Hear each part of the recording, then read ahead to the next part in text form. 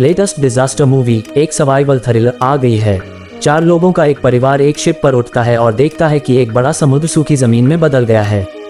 क्या हुआ? ये खुश परिवार जो बस एक क्रूज पर मिड ऑटम फेस्टिवल मना रहा था, मियामी के ऊपर आसमान में एक अजीब बादल के झुंड में फंस जाता है, जबकि कैसी क्रीम के साथ वीडियो चैट कर रही होती है। फिर बिजली चमकती है और गरज के साथ बारिश होती है और वीडियो कॉल कट जाती है। अचानक बेकहम को ले जा रहा शिप अंधेरे में जोर से हिलने लगता है। उन्हें हैरानी होती है जब सुनहरी मछलियां जमीन की ओर तैरती हुई आती हैं। पिता को अंदाजा होता है कि तूफान आ रहा है। सुनहरी मछलियों को इस अफरा तफरी में खोया हुआ और भटका हुआ देखकर पिता अपने परिवार को देखने के लिए पानी में कूद जाता है। कुछ गड़बड़ न पाकर वह जल्दी से बोट पर लौट आता है। इस चक्कर में गलती से उसका कंधा कट जाता है। खुशकिस्मती से उसकी माँ, जो एक सर्जन है, ने जल्दी से उसके घाव पर टांके लगा दिए। हालांकि अगली यात्रा के दौरान परिवार को पता चला कि इंजन खराब हो गया है। उन्होंने मदद के लिए पुकारने की कोशिश की लेकिन कोई सिग्नल नहीं मिला। अचानक बोट से एक अजीब सिग्नल निकला। शून्य। जब पिता बाहर देखने गए तो आसमान से उल्कापिंडों की बारिश गिरते देखकर वे डर गए।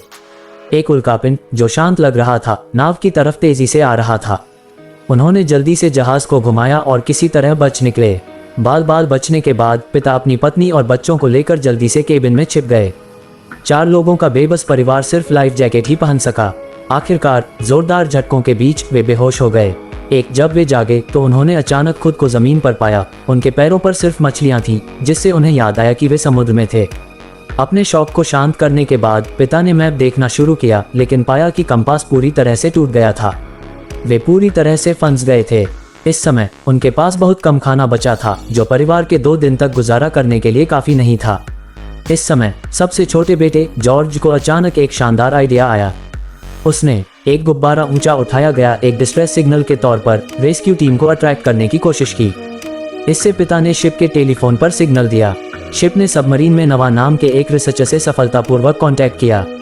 नवा ने अंदाजा लगाया कि मैग्नेटिक फील्ड रिवर्सल हो रहा है, जिसका मतलब है कि समुद्र का पानी पूरी तरह से जमीन पर भर गया है। नवा ने अंदाजा लगाया कि यह घटना कुछ दिनों से ज्यादा नहीं चलेगी और यह रिवर्सल फिर से हो सकता है जिस समय समुद्र का पानी वापस आ जाएगा। इसलिए वाना ने परिवार को बचने के लिए जल्द से जल्द ऊंची जगह पर जाने की सलाह दी। हालांकि बचने की उम्मीद बहुत कम थी। पिता को तब पता चला कि नवा की सबमरीन 3 लोगों के पीछे थी। बचने का मौका पाने के लिए उसे आसानी से बाथरूम मिल गया।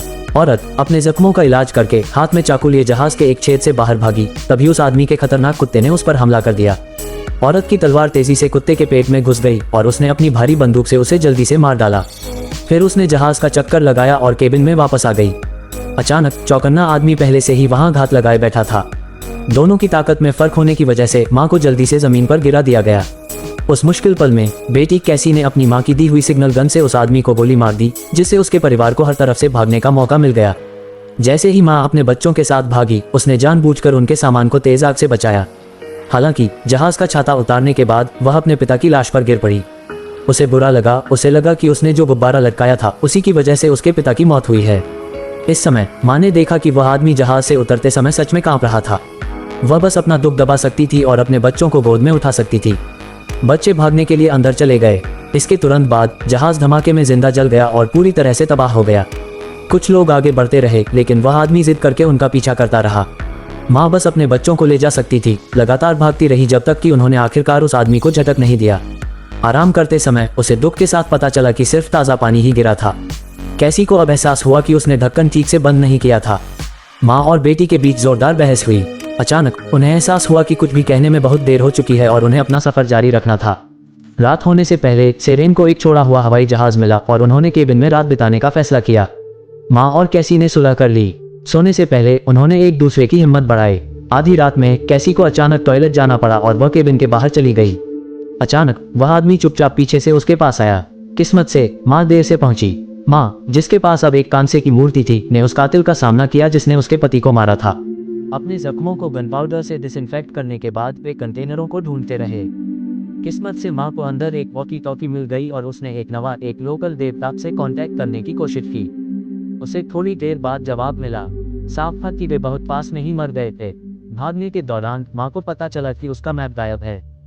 ये जानने पर नवा ने अपनी फ्लेयर गन से एक सिग्नल फ्लेयर फायर किया जिस तरफ वह इशारा कर रही थी, उसे धमकाते हुए। नवा के लिए भी हालात बहुत खराब थे। उस पर अभी अभी केकड़ों के झुंड ने हमला किया था और वह जख्मों से भरी हुई थी। जैसे ही माँ और बच्चे सबमरीन के पास पहुंचे, उन्हें चट्टानों में एक दरार पार करनी पड़ी। केकड़ों के झुंड को अलग करने से बचने के लिए वे जितना हो सके चुपचाप आगे बढ़े। हालांकि जैसे ही वे एग्जिट के पास पहुंचे, दक्षिण से एक सोफा चट्टानों से लुढ़कने लगा। सही समय पर माँ और बच्चों ने उसे बाहर धकेल दिया, लेकिन वे अब चट्टानों के ढेर में फंस गए थे। अपनी माँ के कहने पर बच्चे पास की सबमरीन की ओर दौड़े। काची के इलाके में उन्हें नावा बहुत घायल मिली। नावा को एहसास हुआ कि वह मर रही है। उसने बच्चों की माँ को अपनी सीट दे दी। काची और उसके ग्रुप में सबमरीन में सिर्फ 3 लोग ही बैठ सकते थे। शुरू में माँ ने खुद को कुर्बान करने के बारे में सोचा था, इसलिए काची ने हिम्मत जुटाई और जहाँ वह फंसी हुई थी वहाँ पहुंचकर उसे हालात के बारे में बताया। माँ, जिसका सारा एम्यूनेशन खत्म हो चुका था और उसने मौत को गले लगा लिया था, को अपने होने का पता चलने पर बचने का मौका मिला। उसने अपनी बेटी की ताकत का इस्तेमाल किया, उन तीनों के लिए समय खरीदने के लिए खुद को कुर्बान कर दिया। जैसे ही उन्होंने दरवाजा बंद किया, केकड़ों के झुंड ने सबमरीन को घेर लिया। खुशकिस्मती से अफरा तफरी जल्दी ही शांत हो गई। केकड़े आगे बढ़ गए और सबमरीन लिक्विड की तरह बहने लगी। जब समुद्र फिर से शांत हुआ तो माँ और बच्चे धीरे धीरे सबमरीन से बाहर निकले और खुद को एक शहर में पाया। ऊंची ऊंची इमारतों से घिरे फिर भी बेजान। बचाई गई माँ और बच्चों को जिंदा रहने का और भी मुश्किल इम्तिहान देना था। इन लोगों को नया जीवन दान मिला। यहाँ पर यह मूवी खत्म होती है। मेरी यह वीडियो आपको कैसी लगी? ऐसे ही वीडियो देखने के लिए मेरे चैनल को सब्सक्राइब करके रखो।